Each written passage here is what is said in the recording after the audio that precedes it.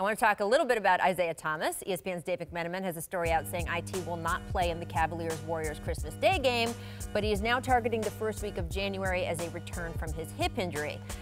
Hey, this is interesting, guys. The Cavs play Isaiah's former team, the Celtics, on ESPN on January 3rd. Now, Cavs guard Isaiah Thomas, I'm reading his tweet here. This is what's interesting. Yahoo Sports first came out with a story yesterday saying he was targeting first week in January. This was Isaiah's tweet back.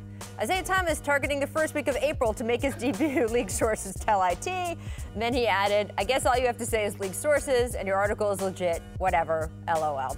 Look, I mean, Cavs have said since the beginning of the season, hey, beginning of January. So this is kind of exactly, you don't have to take league sources. This is kind of exactly what the Cavaliers have been saying. I don't know. Do you think he's targeting his old team, Carlos? I do. I've listened. At the end of the day, you know, I think Isaiah had a remarkable season last year. I know we're going back a little bit talking about this.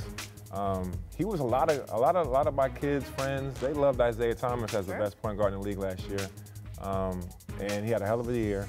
And he was waiting for that check to come that everybody else got. The Russell Westbrook, Steph Curry got, all the other top players in the league got. He didn't get that, and in return, he got traded to Cleveland. So why not circle that January 3rd date and come back and play against your old team to remind them, oh, by the way, this is what you're missing. Yeah.